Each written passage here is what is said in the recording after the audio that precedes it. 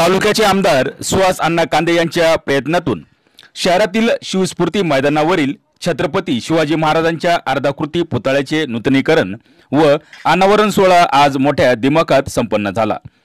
या सोहळ्यासाठी छत्रपती शिवाजी महाराज यांचे वंशज खासदार संभाजीराजे छत्रपती यांच्या हस्ते आज शिवस्फूर्ती मैदानावर पार पडला। हा सोहळा नांदगावकरांसाठी एक ऐतिहासिक क्षणाची पर्वणीच होती। नांदगाव शहरातील प्रमुख व मध्यवर्ती मार्गावरून छत्रपती शिवाजी महाराज यांच्या अर्धाकृती पुतळ्याची भव्य रथातून मिरवणूक काढण्यात आली होती। या मिरवणुकीमध्ये हत्ती, घोडे, दांडपट्टा, बग्गी, मर्दानी शिवकालीन खेळ, ढोल पथक यासह विविध वेशभूषा परिधान करून आलेले युवक युवती दिसत होते। या मिरवणुकीत नांदगाव पंचक्रोशीतील नागरिकांनी सहभाग घेतला। खासदार संभाजीराजे हे देखील मिरवणुकीत पायी चालत सहभागी झाले होते।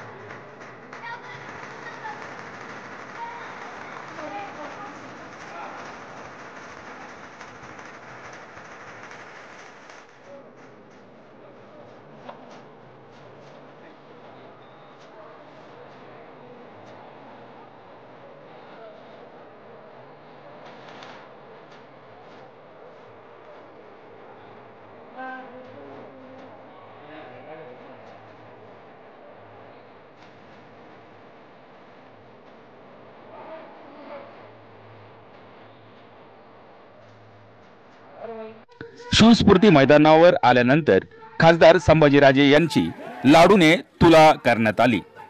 यावेळी छत्रपती शिवाजी महाराज यांच्या अर्धाकृती पुतळ्याची संभाजीराजे छत्रपती यांच्या हस्ते मंत्रोच्चारात पूजन करण्यात आले। त्यानंतर छत्रपती शिवाजी महाराजांच्या अर्धाकृती पुतळ्याची स्थापना करण्यात आली। या कार्यक्रमाचे प्रास्ताविक ज्येष्ठ नेते बापूसाहेब कवडे यांनी केले। बापूसाहेब यांनी आमदार सुहास अण्णा कांदे यांनी मतदारसंघात केलेल्या अनेक भरीव कामांची माहिती दिली। छत्रपती शिवाजी महाराज यांचे वंशज युवराज खासदार संभाजीराजे छत्रपती यांना चांदीची तलवार आमदार सुहास अण्णा कांदे यांनी भेट दिली। शिवाजी महाराजांच्या घराण्यात जन्म घेणे याचा मला सार्थ अभिमान आहे। शिवाजी महाराजांनी उन्हातान्हात फिरून स्वराज्य निर्माण केले, ते रांगडे होते, त्याचप्रमाणे आम्ही देखील रांगडे आहोत। एसी मध्ये फिरत बसलो तर आमचा काय उपयोग, आमच्यातही रांगडेपणा आहे, असे युवराज संभाजीराजे छत्रपती म्हणाले। संभाजीराजे हे नेतृत्व केवळ मराठा समाजाचेच करत नाही तर बहुजनांचे नेतृत्व करत आहे। महाराष्ट्रात पहिले आरक्षण छत्रपती शाहू महाराजांनी दिले। मी त्यांचा आदर्श समोर ठेवून बहुजन समाजाला जोडण्याचे काम करत आहे। राष्ट्रपती पुरस्कार प्राप्त पोलीस उपविभागीय अधिकारी समीर साळवे व छत्रपती शिवाजी महाराजांची सकाळ संध्याकाळ नित्यनियमाने पूजा व आरती करणाऱ्या संगीता सोनोने यांचा सत्कार व गौरव यावेळी करण्यात आला।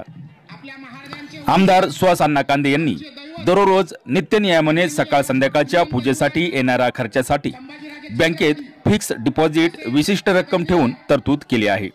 या सोहळ्याला बापूसाहेब कवडे, माजी आमदार राजेंद्र देशमुख, अंजुमताई कांदे, विलास आहेर, नगराध्यक्ष राजेश कवडे, मनमाड नगरपालिकेचे उपनगराध्यक्ष राजेंद्र आहिरे, मयूर बोरसे व मराठा महासंघाचे जिल्ह्यातील पदाधिकारी तसेच तालुका व परिसरातील अनेक मान्यवर या सोहळ्यास उपस्थित होते। शिवाजी महाराज छत्रपती व्हायच्या अगोदर 25 वर्ष राजधानी ही राजगड किल्ल्यावर होती. किती जण राजगड किल्ल्यावर गेलेत आपल्याला माहित.